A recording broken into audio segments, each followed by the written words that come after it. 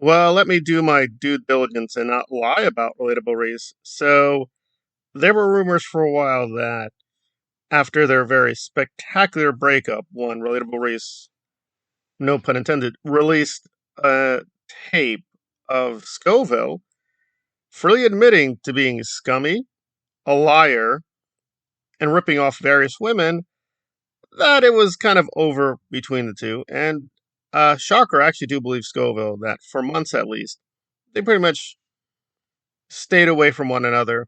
But out of nowhere, somehow, Relatable Reese became a moderator for Scoville's channel. Now I've gone over some of the reasons, but let me not delay the punchline. So out of nowhere now, Relatable Reese, again, pretending she's independent of SPTV and other quote ex Scientologists, is like, maybe I'm gonna talk about Scientology again. Maybe I'm gonna do some stuff with Mr. Scoville again. And now we're all friendly with some of the former Aaron cult. Again, I want to stress former, right? She's branching out. To be fair, she's not saying she's full blown growing up in Scientology part two, but it's very suspiciously close. So let me try to be positive before we're negative. So, were there any positives to her recent comedy of horrors? Well, she had this bit, and I admit I did chuckle. Reese has this thing where Nazis are making fun of her. I'm not joking about that. Nazis are literally making fun of her. Yes, some of her enemies are now Nazis. Life online, life on YouTube. Anyway, so some of the Nazis are mocking when Reese decides to sing. And to put it mildly, Reese is not much of a singer, but I will have to grant this was actually funny and appropriate. So apparently, I mean, I would assume this is planned out, but maybe this is out of nowhere.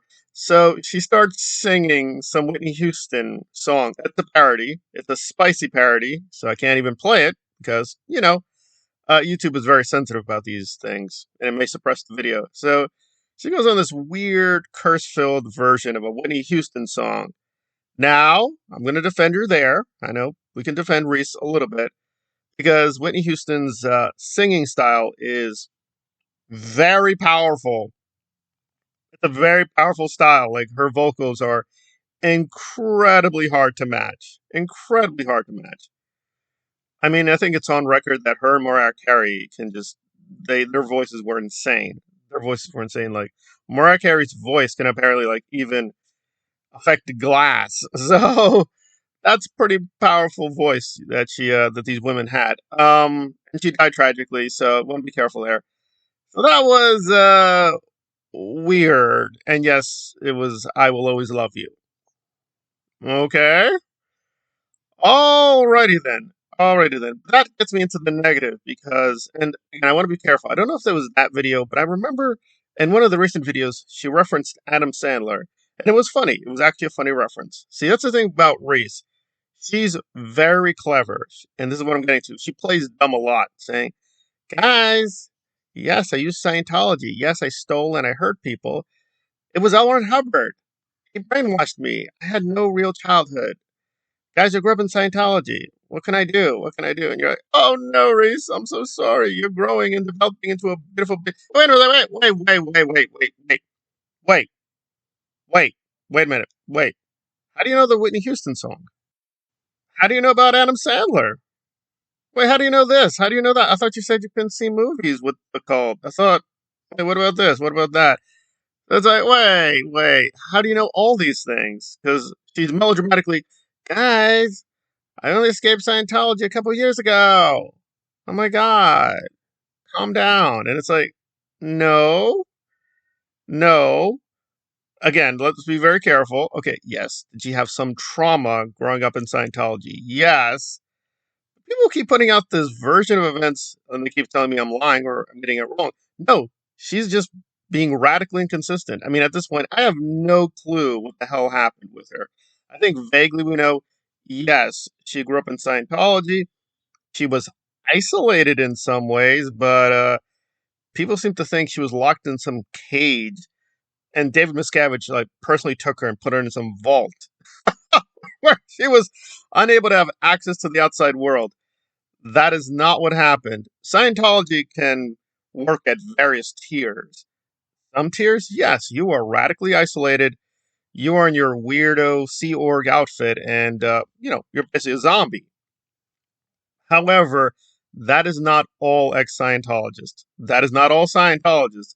Many Scientologists, like Tom Cruise, Tom Cruise, they're not locked in a cage 24 hours every day of the week. I mean, really, people need to calm down and not take every story an ex-Scientologist tells you and be like, well, that's the truth, because it's not. So something seemed radically off with like her suddenly knowing things, which before she was like, wait, how do you know that stuff? I thought you couldn't see movies, you couldn't hear songs, right? You're in your Sea Org cage. Well, I guess we're gonna revise that. Okay, so the main thing that's gonna be controversial is Scoville. But guess who showed up? Yeah, Nora. And you're like, wait, Nora? Nora, the serious activist? I thought Nora, the serious activist, didn't do this stuff. All right. See, Nora's play acting too, and she likes to revise her history as well. And people get mad when I double check her history too. So it's like, all right, listen, if you guys want to live in Fantasy Island, that is fine. That's totally legit. But why do they get mad when they get called out as grifters? I don't even get it. Like, at least Relatable Reese is rolling with the punches and saying, yes, I'm a grifter. I grift. Give me the monies. She's just blatantly like, okay, yeah, I'm a grifter. I'll take it. Yep. Me and Scoville, we grift all the time. But no, not Nora. No, no, no. Nora's like, I am a serious activist. I will educate you. I will educate you about the cult. These other people are dangerous. And it's like, ooh, Nora, this man. This man is dangerous. Why? He's saying there's some good things about Scientology. That's dangerous. That's Scientology propagandas.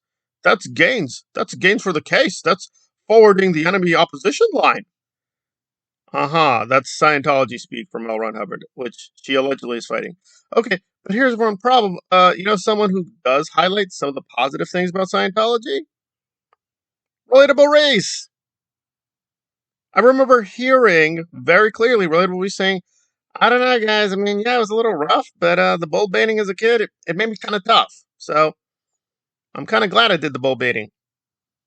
I'm happy for it, even though she now blames L. Ron Hubbard for everything. So this is what's known as having your cake and eating it too. Okay, that makes Relatable Reese really scummy and a liar and a manipulator. But how does Nora get free of that charge? How does Nora do this? So she blatantly, falsely accuses men of being predators without any evidence. The only thing she has is, I trust Marissa and these women who contacted me. Who? About what? What is the allegation? Don't know. And then out of nowhere, she's hooking up with Relatable Reese, even though she made fun of Relatable Reese for months and months. And she lied about that too, saying, guys, me and Relatable, no, we're fine, no. So we're not doing Aaron Smith Levin exactly. Okay, let's be very careful. We're not doing Growing Up in Scientology, the copy. We're just doing a new version of Growing Up in Scientology. Oh, okay, we're going to play that trick. Oh, okay. Well, Nora, you're a grifter. Get used to be calling a grifter. When you hang out with grifters and work with grifters on their grift, yeah, that's what grifters do, honey. Calm down. You're a grifter. Own it. Because, I mean, you already do, but stop being so stupid and silly. Really, stop it. At least Reese is funny. You need to really improve on that.